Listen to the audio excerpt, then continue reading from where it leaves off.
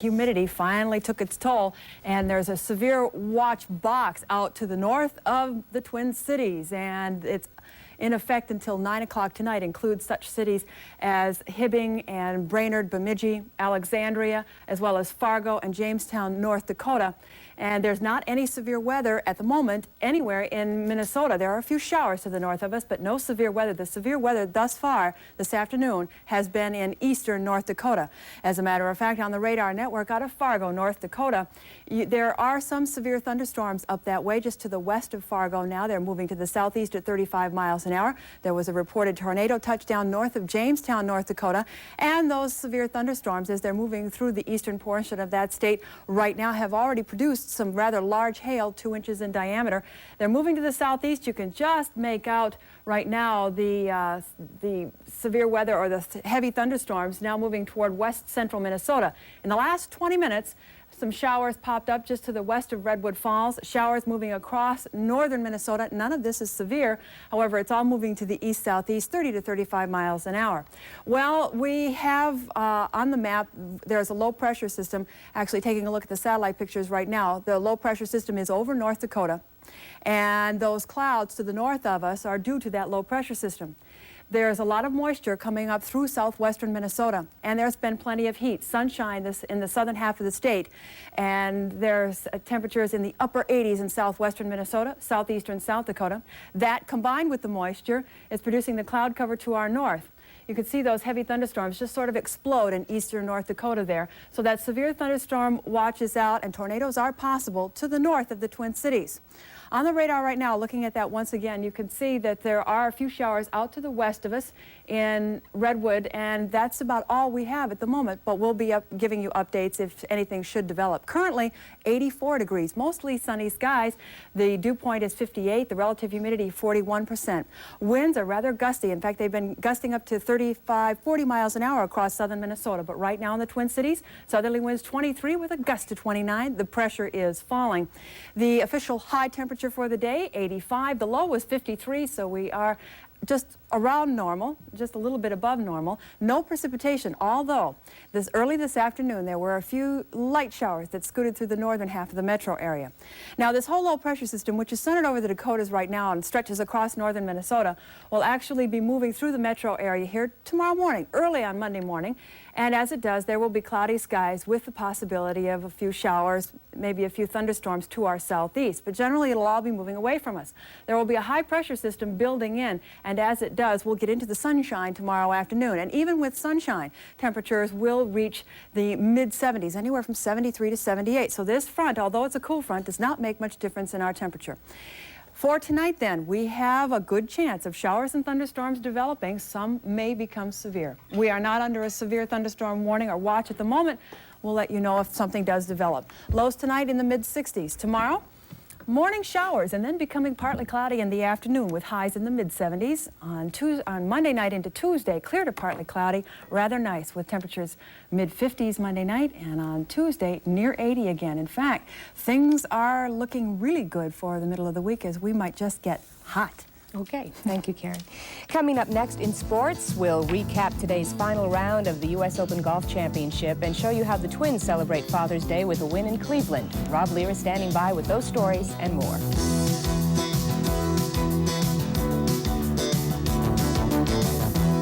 See this terrific AM/FM clock radio?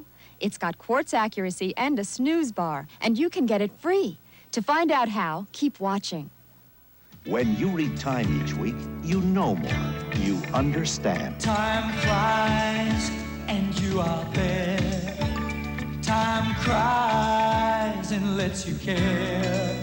You understand the world we share. Now Time offers you a special way to keep up with the world. Order Time right now, and you'll get this terrific AM/FM clock radio free with your paid subscription. Yes, time brings you closer to living. Time puts events in sharper view. Time brings it all right home to you. Each week, Time takes you beyond the news to show you how fascinating the world really is. And now you can get Time for almost half off the cover price. Call 1-800-321-8900 and get 30 issues of Time, payable in 4 easy installments of just $7.49 each. Order now, and you'll also get free Time's AM/FM digital clock radio. Quartz accurate and complete with snooze bar, this high-fidelity radio looks and sounds great. So call 1-800-321-8900 right now. Throughout your world, throughout your land, time puts it all right in your hand. Read time and understand. Hi, I'm Nancy, one of the operators here at Time. If you call us right now, we'll send you Time magazine at almost half off the cover price.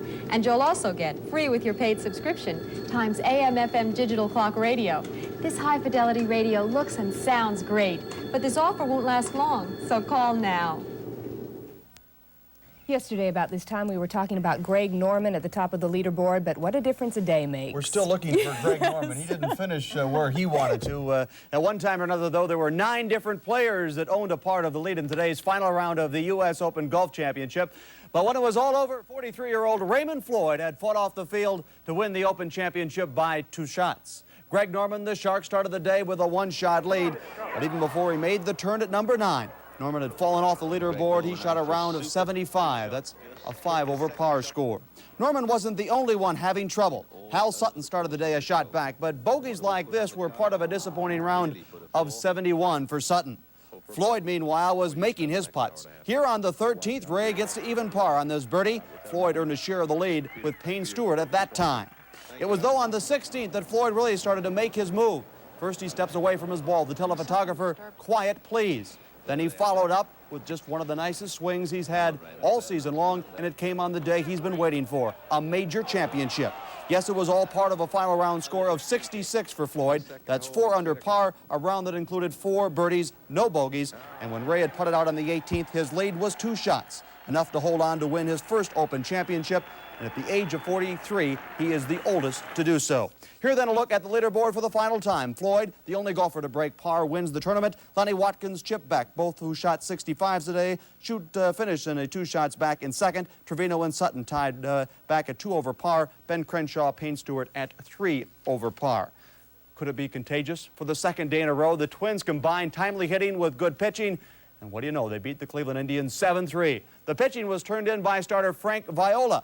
Frankie was sharp early today, sharp enough to notch 7 strikeouts and keep the Indian bats silent. At the plate, the Twins were taking turns hitting the long ball. This shot to deep right field was off the bat of Kent Herbick. For Herbie's 13th home run of the year, it gave the Twins a 2-1 lead. And all the Twins scored 3 times in the 4th. Roy Smalley helped the cause by crunching this shot to center field. It was a 2-run home run, and the Twins' lead was 4-1. Offensively, another big day for Gary Gaetti at the plate. Twins third baseman picked up 3 hits today, 2 RBIs. The Twins not only beat Cleveland, but added 3 more home runs to their major league total now of 93. Twins winners today in Cleveland. Oakland leads Texas in a big fashion with play in the 7th. Kansas City leads California with play in the 8th. Chicago, the White Sox have turned to triple play, and they lead Seattle right now, play in the 6th. Toronto has beaten Detroit by 3. Milwaukee over Boston 7-3, and by a run, Baltimore over the Yankees. Birds had to come from behind to beat the Yanks. Eddie Murray's 2-run home run in the bottom of the 6th tied the score at 2. Then in the 8th, Mike Young's looping liner to right drops in for a hit and it scores the winning run as Baltimore beats the Yankees 4-3. The National League, New York looks like the Mets are going to sweep a pair from Pittsburgh to lead the nightcap 3-2 play in the 5th. San Francisco has beaten Houston 7-2. LA, the Dodgers have a lead over San Diego. Cincinnati, the Reds, are winners over Atlanta. Montreal shuts out Philadelphia. And the Cubbies win in 11 innings, 4-3 over St. Louis. If it wasn't for bad luck, Jimmy Connors probably wouldn't have any luck at all. Today, during the finals of the Queen's Club Championship in London, Connors was forced to retire with a pulled groin muscle. So by default, Tim Mayotte wins that tournament. Mayotte had taken the first set 6-4 and was up by a service break and leading 2-1 in the second when Jimbo was forced to quit. Connors will have to wait until Tuesday before he decides the extent of the injury and if indeed it'll hold him out from taking part in Wimbledon. The largest racing crowd of the summer is on hand at Canterbury Downs in Shakopee today to watch and wager. Card got off to an exciting start when Bristling Blade, the #1 horse along the rail, finishes in a flurry to win on the first race. Wins by a stride in front of Herbie. Bristling Blade, the #1 horse, combines with Porter's Broom, Also, the one horse to pay $29.90. The numbers today in the Daily Double. Racing of a different sort. It took place up in Canada, Montreal. Let's go to Montreal, where Englishman Kigel Mansell captured the Grand Prix. The British driver piloted his Williams Honda to the checkered flag ahead of defending champion Alain Prost of France. Brazil's Nelson Piquet finished third. Mansell's victory, his second straight on the Formula One circuit. And finally, it is indeed, of course, Father's Day, a special day for all, especially first-time dads who got the chance to celebrate the day with their son. This is Robbie, 9-month-old, who spent the day in the sports office collecting all the scores, watching all the games, and messing up the script paper along the way. See, some proud fathers will do anything to get their kids on television. And he's been making little noises off in the studio. I don't know if that's an editorial comment about your sports reporter. That means he liked it. Okay. He's so cute. You better watch out. He may take your job. Well, it wouldn't be hard. Well, thank both of you. Severe weather, Karen's been talking about, though. Yes, it developed in parts of eastern North Dakota, and there is a severe thunderstorm watch out for parts of northern and central Minnesota, not including the Twin Cities. However, some of the thunderstorms that develop tonight around the metro area could become severe. It does bear watching. Well, thank you for joining us. Please join Robbie won't be here. No. Okay. Karen and me again tonight at 10:30 following the ABC Sunday Night Movie and Justice for All. See you then.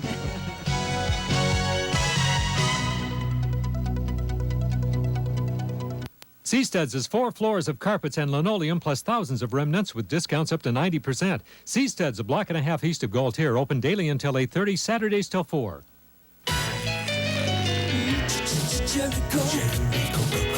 It's a real thriller. Outrageous cherry chiller. The perfect cherry dash gives it extra flash. Drinking to the latest beat. Never heavy, not too sweet. And now in diet. Try it. Outrageous. Cherry Coke. Outrageous. I came to shoot with the smallest 8mm camcorder. I'm shooting with the world's smallest VHS. It's the JVC mini video movie. Does yours have autofocus and power zoom? No. Built-in monitor for instant replay? No. Can you play your 8mm tapes in any VHS machine? No. Good. Then let's shoot. Don't get caught behind the 8-ball. Get the JVC mini video. We take the show on the road. Tuesday at 5 and 6.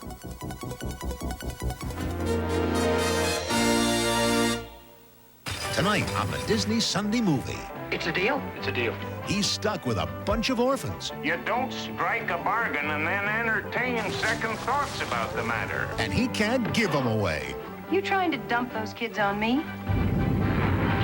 But now that they've discovered gold, This is going to be easy to rob a bird's nest. the whole town's paying the price.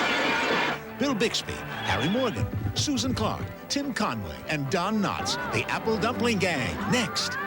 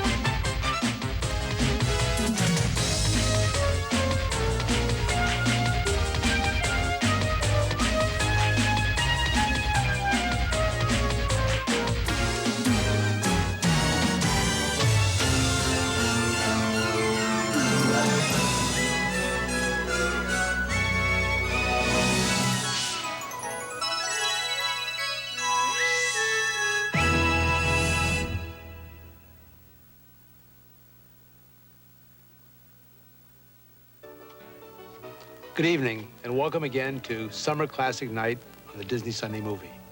I'm here at the Fair Play Saloon and Gaming House in the middle of a friendly little card game with some of the gang. I thought I'd take time out for a moment and introduce tonight's Disney classic movie, The Apple Dumpling Gang. It's an outrageous family comedy about 3 orphan kids who discover a 356-pound gold nugget, and they set off on the wildest bank robbery in the history of Quake City, California. The wild, wild west was never funnier, wilder or more entertaining. Come on, Michael. You're holding up the game. Come on, Michael, have you got any aces? The Goofy asked about aces? No, not aces. I got a few aces.